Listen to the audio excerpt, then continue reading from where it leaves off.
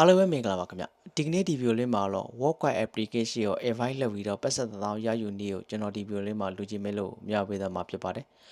Workwire application ဆိုတာ stock share နဲ့ကစားတဲ့ application တစ်ခုဖြစ်ပါတယ်ခင်ဗျလူကြည့်မဲ့လို့ဒီ Workwire application ကိုဒီတိုင်း verify သွားလုပ်မယ်ဆိုရင်လူကြည့်မဲ့လို့ပတ်သက်သောရမှာမဟုတ်ဘူးခင်ဗျ verify လုပ်ပြီးသားလူရဲ့ invite code ကိုကျွန်တော်တို့ထည့်ပြီးမှ verify လုပ်မှသာလေလူကြည့်မဲ့လို့ပတ်သက်သောရတာဖြစ်ပါတယ်လူကြီးမေလို့ verify လုပ်မယ်ဆိုရင်ကျွန်တော်ဒီဗီဒီယိုမှာပေးထားတဲ့ကုတ်9လုံးကိုရိုက်ထည့်ပြီးမှလူကြီးမေလို့ verify လုပ်မယ်ဆိုရင်ပတ်သက်သောရမှာဖြစ်ပါတယ်။ Okay ဒါဆိုကျွန်တော် Workwire account ဖွင့်နေပြီးလို့ရှိရင်ကျွန်တော် verify လုပ်နည်းကိုကျွန်တော်ဒီဗီဒီယိုလေးမှာလူကြီးမေလို့ပြပြပေးသွားမှာဖြစ်ပါတယ်။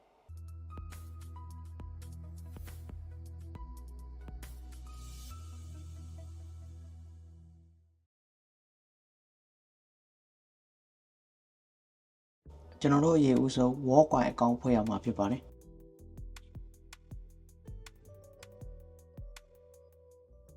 I agree အမှန်ချစ်ပေးပြီးတော့ကျွန်တော် sign in ပြုလုပ်ရမှာဖြစ်ပါတယ်။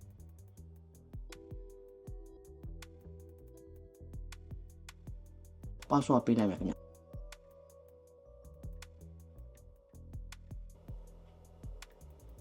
ဒီ next ကိုသွားလိုက်မယ်။ဒီနေရာမှာကျွန်တော်ရဲ့ birthday ထည့်ပေးရမှာဖြစ်ပါတယ်။ birthday ထည့်ပြီး confirm နဲ့ရမှာဖြစ်ပါတယ်။ဒီနေရာမှာကျတော့ကျွန်တော်ရဲ့ဖုန်းနံပါတ်ကိုထည့်ရမှာဖြစ်ပါတယ်ခင်ဗျကျွန်တော်တို့ဂျပန်မှာရှိရတဲ့အတွက်ကျွန်တော်ဂျပန်ဖုန်းနံပါတ်ကိုထည့်ရမှာဖြစ်ပါတယ်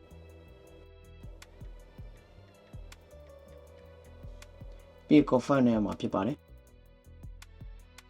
ကျွန်တော်ဖုန်းနံပါတ်နဲ့ပို့လာတဲ့ကို6လုံးကိုကျွန်တော်ဒီနေရာမှာရိုက်ထည့်ပေးရမှာဖြစ်ပါတယ်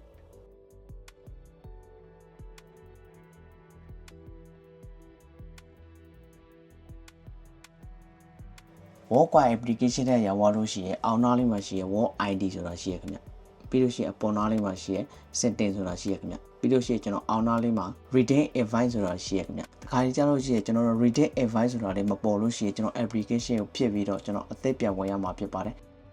ကျွန်တော် advice လုပ်ထားတဲ့ code 6လုံးကိုကျွန်တော်ဒီနေရာမှာရိုက်ထည့်မှသာလေလူကြီးမေးလို့ပတ်သက်8000နဲ့ verify လုပ်လို့ရှိရင်2000ထည့်ရမှာဖြစ်ပါတယ်အားလုံး1000ရမှာဖြစ်ပါတယ်ဒါဆိုကျွန်တော် advice လုပ်ထားတဲ့ code ကိုကျွန်တော်ဒီနေရာမှာရိုက်ထည့်လိုက်မယ်ခင်ဗျ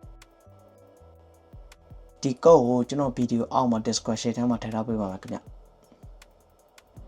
ပြီးရင် continue နဲ့လည်းမယ်ခင်ဗျ code ထည့်သွားလို့ရှိရင်ကျွန်တော် reading ID ထဲပြန်ဝင်လိုက်မယ်ဆိုရင်ကျွန်တော်တို့ verify now နဲ့ရမှာဖြစ်ပါတယ် verify လုပ်တဲ့အခါကျလို့ရှိရင် camera ရှိတဲ့နေရာကိုကျွန်တော်သွားမှာဖြစ်ပါတယ်ဒီ camera ရှိရလို့ရှိရင် QR code scan ဖတ်ပြီးတော့ကျွန်တော်မျက်နှာမှာ scan ဖတ်ပေးရမှာဖြစ်ပါတယ် file 1 to 45ကျွန်တော်နှိပ်လိုက်မယ်ခင်ဗျ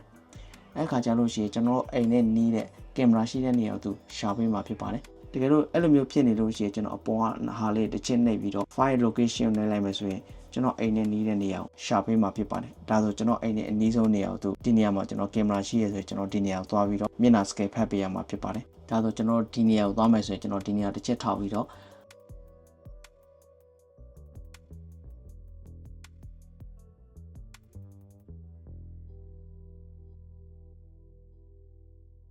ကင်မရာရှေ့ရောက်သွားပြီဆိုရင်ကျွန်တော်တို့ Work ID တဲ့ပြန်ဝေပြီးတော့ဒီ setting နဲ့ဝင်ရမှာဖြစ်ပါတယ်ပြီးလို့ရှိရင် reading advice ကိုနှိပ်ပြီးတော့ verify နဲ့ရမှာဖြစ်ပါတယ် verify နဲ့ပြီးတော့ I will order now ဆိုပြီးနှိပ်လိုက်မယ်ဆိုရင် agree နဲ့လိုက်မယ်ဒါဆိုရင် QR code ပေါ်လာလိမ့်မယ်ခင်ဗျ QR code ကိုကျွန်တော်ကင်မရာဆင်းမှာ scan ဖတ်ပေးရမှာဖြစ်ပါတယ်